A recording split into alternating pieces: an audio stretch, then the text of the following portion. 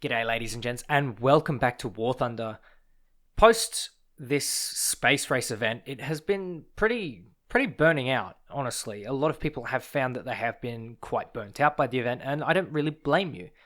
As for myself, I have found myself rather burnt out and have been playing a little bit of Elite Dangerous to sort of, I guess, cool down a little bit. But today we're going to have a look at the F86K, which is a Sabre, but not really a Sabre. You see, from what I know, the F86K was modified off, I'm not quite sure what kind of Sabre. I would take a guess and say it would be an A Sabre because of the wing slats, but someone let me know in the comments. Obviously, it's not exactly the same. In fact, it is kind of radically different. It has some sort of different intake. It's got a radar in the front. It's got different armament. It has different flight characteristics, and most importantly, it has a whopping great big fat engine strapped to it. Oh, and of course it gets to AIM-9Bs, but the AIM-9Bs are well balanced, so, it's not that massive a deal, and the CL-13B as well as the F-40 Sabre also gets equipped with the same AIM-9Bs at the same tier. So it's not really anything particularly remarkable when you think about the AIM-9s themselves. But when you couple it with the plane, it becomes something really special. It's not exactly an orthodox plane, and it's certainly not a meta plane. At this point in time, it seems to be just a tad bit slow to be at the top of the meta. That doesn't make it a bad plane, of course. I think it's quite a workable plane, and personally I've had an overall positive experience in the plane itself. The F86K for me is one of those planes that is a fast plane. You don't play it like a dogfighter at all. In fact, this thing has very little dogfighting capabilities in the first place. The only thing you could probably get away dogfighting is maybe a J32B and maybe a Hunter, but that's about it. After them, you are quite literally the biggest and fattest plane at that tier after, well, not counting the Vautour, of course. Things like the MiG-15, the F-86 F2, F-34, any F-Sabre, even the Japanese, the Weebaroo Sabre, that thing will be your absolute bane. The J32B, you can outturn it. It's not that big a deal fighting it, although it is definitely a pain in the ass with the amount of energy that thing pulls. So, in this match, I've got a reasonably favourable matchmaker. I'm at 8.7, and as I've said 1,000 times over, I do believe that 8.7, around about 8.7 to about 9.3, is a really overall 99% perfect battle rating. The only thing that I would probably wish is a bit of a spotting system increase, because as of late it seems like it's been balked again, and I've found that unless I have a fully spaded level 75 expert crew, that I don't get the same spotting benefits that I would if I had just a regular standard crew, which I find quite frustrating personally, but we'll talk about that a little bit later.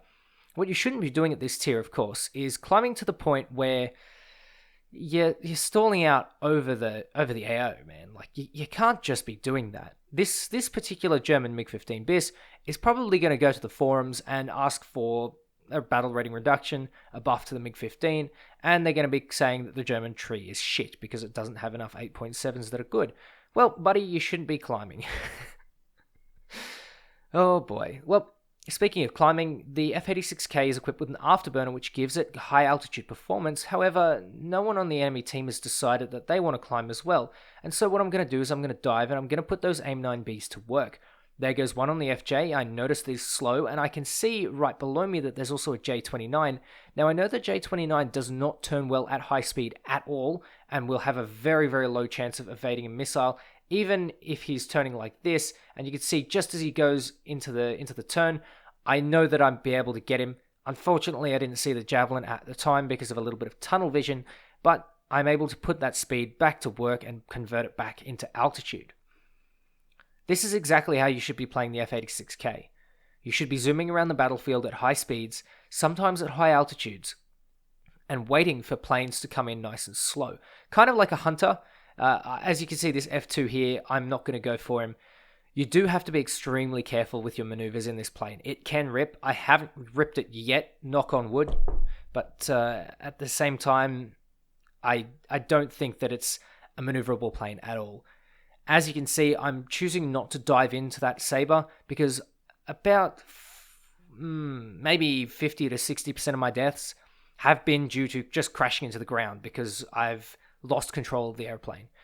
It's a very, very tough plane to get used to in that respect, but once you do remember that you're not going to pull out of every dive, it's more than manageable. So it's just something that you need to consider when you fly this plane. Now, F-86Fs are going to be good when they're nice and slow, and this F-86 F-35 is really, really slow, and I'm going to put a couple of rounds down range, knock off his wingtip, maybe try for some more, but then I see that G91YS, and what I'm going to do here is I'm going to try and roll over onto the G91YS because I know he's got a lot of speed, and if he's going to bleed that speed, then I'm sure my teammates will be all over him, right?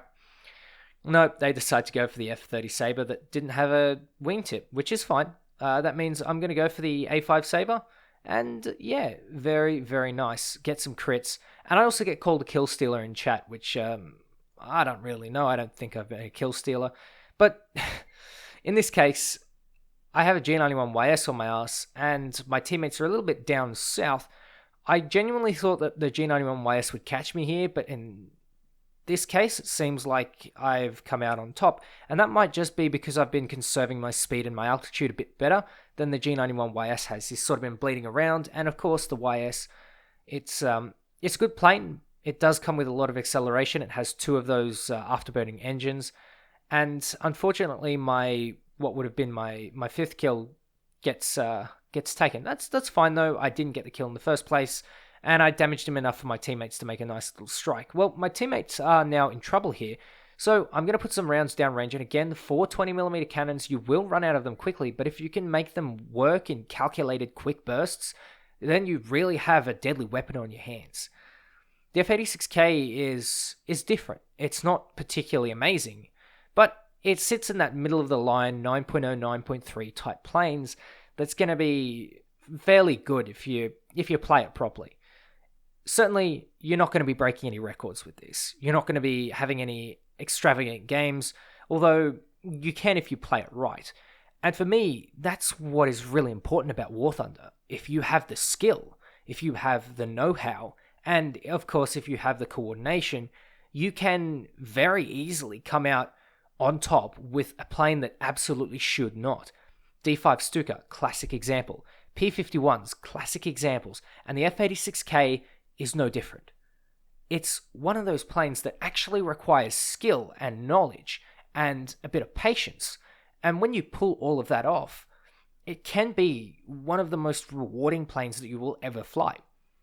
And that's why I like these underdog type planes, because if you can play it right, then you really have on your hands a formidable weapon, albeit a formidable weapon that has a tendency to run low on fuel quite quickly. Now, I take 20 minutes, but on some maps, I feel like I need to take more. Sometimes that fuel limit tends to run me out a little bit more. I tend to go a lot lower, and it tends to be a little bit finer. You know, as you can see here in the footage, I'm on a minute of fuel, and I barely made it back to the airfield. On top of that, I'm going to have to go for another run around because I don't have, I haven't dropped enough speed. The Sabre is remarkably good at keeping its speed, especially one that doesn't turn like the F-86K. You'll be able to keep your speed a lot more efficiently than other jets, and that can be a problem when you're trying to land because the drag chute deploys at 300 kilometers per hour.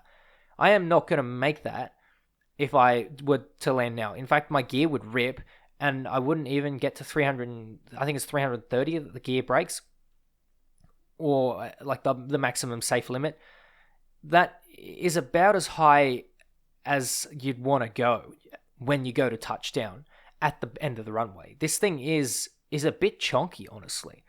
It's good fun though.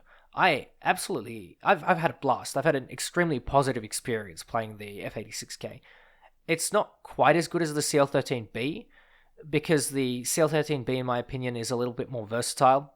It's a little bit more, it can do more things. It can dogfight a couple more planes. You won't really have much of an issue with, losing too much speed too quickly. It holds its speed well. It's also really fast at low altitude. Now, I haven't got this thing spaded, but I've had trouble running away from things like MiG-17s, as well as things like the CL-13B. And of course, there's no running away from the J-32B, not with 4 AIM-9Bs and a massive power plant. That thing, I genuinely underestimated how good that thing was. As for the F-86K and 8.3 to 9.3, I genuinely think it is a really fun BR. It's good fun, albeit I don't really like it when it gets fully up-tiered. I haven't played this thing fully up-tiered for now, but I don't imagine it would be a whole lot of fun. I mean, the CL-13B was alright, but that's because it had that extra bit of versatility. It could accelerate a little bit better, at least in the state that I had it. In maybe this thing, when I spade it a bit more, it'll be a bit better. But this is the kind of stuff that you can do anyway with it's not stock, but it's certainly not fully upgraded. It's one of the more fun jets, I would say. That along with the MiG-17, things like the CL-13s, the MiG-15 BIS, the G91R3, the Supermarine Swift F7, you have a whole host of viable, competitive, and balanced vehicles at this tier. And I have not seen something like that in jets in a very long time. It is so good to have this. The only one thing that I would change, however, is currently I have a feeling that the spotting system is a little bit balked. Correct me if I'm wrong, but as of this patch, as of recording on the 16th of April, I have a feeling that Gaijin has balked it again. And this is what happened when I made my Everything Wrong with Top Tier Jets video, which is most of the stuff has kind of been fixed. I can see, obviously there are still issues with top tier. There's no doubt about that. But I think the spotting system had improved, and now it's just sort of been reversed. It might be a bug, and I would really like to see that adjusted, because I believe that if you give players more information, they'll actually do better.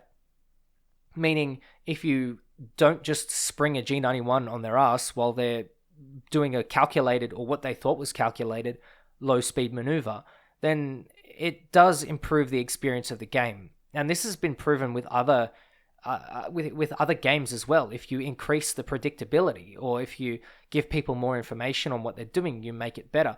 Have a look at, I guess a good one is Apex Legends. The ability to ping weapons, to ping crates, armor, utility, etc. The communication, the auto communication between the three champions, or I'm not sure, I guess legends, I'm not really sure, but in general, you can see that if you give players more information in a game, then they'll do better overall. And I think that's really important for War Thunder as well. So giving a little bit of an increase, maybe I don't know, 5 to 10 kilometers would be a minimum for me. Obviously, you shouldn't just randomly spot someone out 20 Ks out. I don't think that's reasonable. I think somewhere between 5 and 10 kilometers. So maybe 8. If someone is 8 kilometers out, you will automatically spot them. I think that that's fair and reasonable, personally. As for this Itonda, I'm pretty sure that he didn't spot me until the last minute. He made that vertical maneuver, and I thought, I don't know what he's doing. Maybe he hasn't spotted me. And I genuinely believe that that's the case. Giving him a bit more information would have made for a bit more of an interesting fight at the end here. And as usual, I thank my teammates, because without them, I probably wouldn't have had this 6-kill game. So, the F-86K, one of the more interesting 9.3s, one of the more interesting rank, like between 5 and 6 jets that you'll come across. I genuinely enjoy it. I've had a fantastic experience, and with almost 7 kills, I can say that I've had a lot of fun. Anyway, ladies and gents, thank you very much for watching. Please do remember to check out Air Models in the description below. They help support me and the channel. Stay safe. Please stay safe. Check out the links, and I'm pretty sure this video will push me over 30k subs, so thank you so much for that. Take care. Wash your hands, you bloody grubs, and I'll catch you next time.